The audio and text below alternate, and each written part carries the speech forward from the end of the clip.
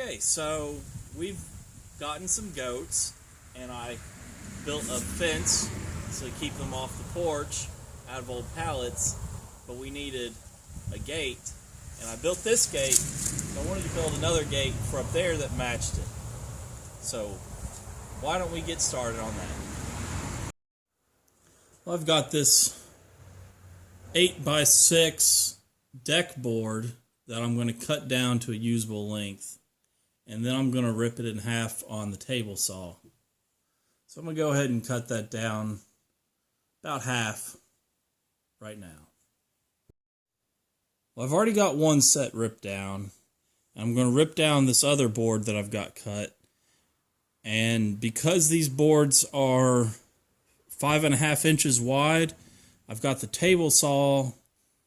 The center of the blade is set to 2 3/4 inches.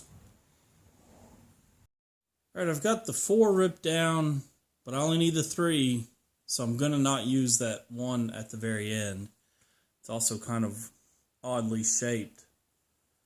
Alright, I've got 2 cut down to 35 inches, because that's how tall I'm going to make it. And then I have 1 cut down to 38 inches, because that's how wide I need it. And then I'm going to cut another full width board at 38 inches.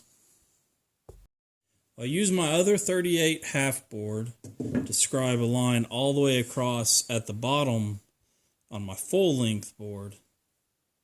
And I've got a line at the middle so I can use that to make my arc symmetrical. I use this piece of wire, and I formed that on the gate I've already made, and then I took that and brought down here and traced that arc onto this piece of wood. And now I'm going to get the jigsaw out and cut that down. A handy little trick that I like to do when doing a project such as this, I like to take the piece I just cut out and set that over on my line and double check and make sure that my lines are all the same. Also, I'm going to take that same piece and set it down on the bottom side to trace that angle out, so I know the top and the bottom will all be the same. Well, this piece is made, and I'm going to go over and set up the table saw so I can do what's called a half lap joint on all of the pieces that I'm going to use. I've got the fence on the table saw set to 2 3/4 inch to the outside edge and 1/2 inch to the top of the teeth, because these boards are in fact 1 inch thick. So I'm going to go ahead and start cutting my half lap joint. Well, the frame is done. I've got all the joints cut. All I have to do now is work on the spindles, and I'm going to cut a 1 inch slot out of the middle on the top and bottom. On all of them, the bottom's going to be the same. The top is going to be taller in the middle as it gets closer to the middle. I've used the table saw to cut the 2 notches, and then I'm using a hammer and chisel to chisel out the middle. And so far it's working pretty well. So the 2 outside spindles are going to be on a flat piece on the bottom and the flat part on the top. So they can be the same length as this board is inside the joint, from the inside of this to where it's going to be up here. So I made that mark, and then I marked 1 3/4 inches up from that, and I'm going to cut there so the bottom and the top match. Alright, I got the 3 set up inside the frame. Nothing's adhered together in any way. The long one, I actually didn't need to cut any off of it. I just cut the notch the same way I did on the shorter ones. And I have it dry fit right now to find out how long I need to make these tops at. And they're going to be cut at an angle. So I need to figure out all that. Well, these are the last two spindles. I've got the tops cut, and I've got the channels cut corresponding to the tops, which match the angle they sit on. All that's left is a final dry fit to see how it all fits together. Well, it's all dry fit together, and it looks pretty nice. All I need to do now is glue and fasten everything in place. Okay, I've got my marks for center of where I'm putting each spindle, and I've gone ahead and transferred the marks up there. I'm going to put some glue on, and I'm going to start gluing them together. Alright, everything's glued up, and I've got the joints clamped together.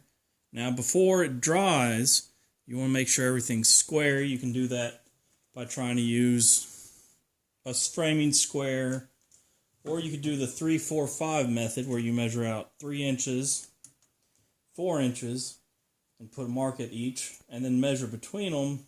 And if it's 5 inches, it's square. You can do that in multiples as well if you're working on a larger piece, but 3 inches, 4 inches, and then 5 between them. And this is square. So now it's just time to let it sit and dry. I wanted to go ahead and add extra support. So I put 2 wood screws on each joint, and then 1 screw on each side of each spindle. I drilled and countersunk drilled those screws to make sure they wouldn't split out the thin piece of wood. And now I'm going to go ahead and start attaching the gate hardware. Here's one of the hinges I'm going to use to hang it. And one trick I like to do to make sure they go on straight is to take your hinge and bend it so it's at a 90-degree angle. So when you set it on there, it's sitting flat against your straight edge. So when you screw it on there, you know it's going on there straight. You do the same thing with the other one, and you know they're both parallel. So now I'm going to go ahead and screw this one in, and I'm going to do the same with that one. So I've got both hinges attached, and I have this lock that I'm going to wait to put on till after I hang it. And all that's left right now is to go ahead and hang it. Alright, so I've got it hung, and I put the hinges on underneath the slats because I like the way that's going to look when it's all painted up. Now I'm just going to do the latch. Okay, so I've got the latch side in. Now I just need to attach this piece. Alright, well, I got it attached, and I actually have it mounted reverse what you would typically do, so that way it's a little more low profile. And it seems to be working pretty well.